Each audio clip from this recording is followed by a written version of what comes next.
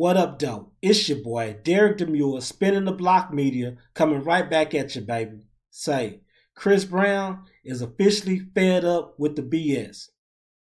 We're going to dive right into this lawsuit, so let's go.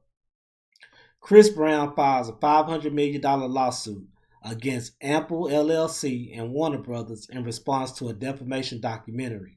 Now, this first paragraph is just telling you the lawyers that's representing Chris Brown in a $500 million lawsuit that was filed on January the 21st, 2025 in the Superior Court of Los Angeles against Ample LLC, Warner Brothers, and other individuals in response to producing Chris Brown: A History of Violence.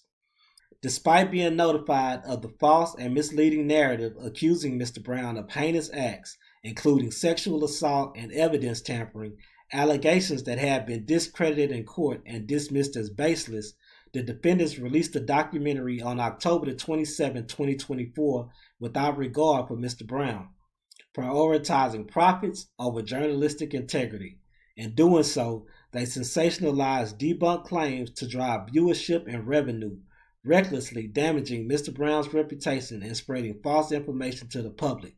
To be clear, Mr. Brown has never been found at fault for any type of sexual crime. Central to the documentary's narrative is Deasia Chantel Frank, identified as Jane Doe in the film.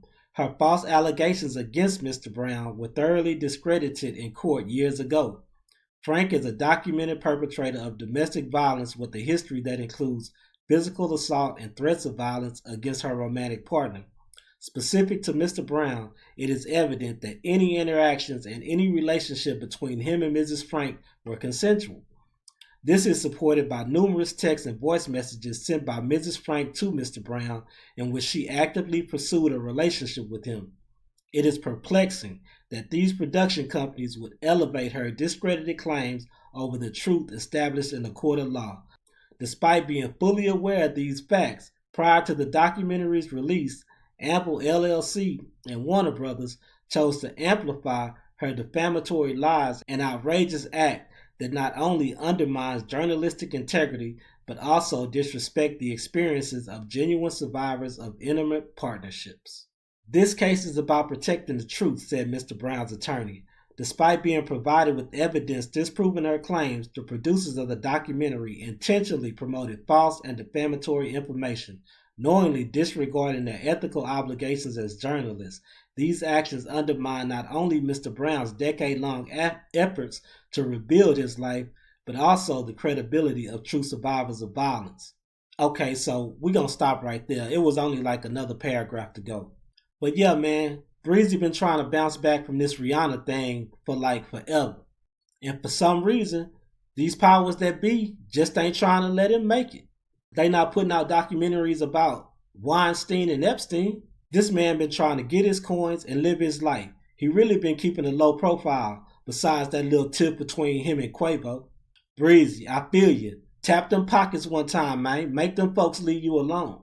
Me and DJ Designs will be breaking this down more on the podcast, so y'all make sure to tune in. Hey, don't forget to hit that like, subscribe button on this video and share the video.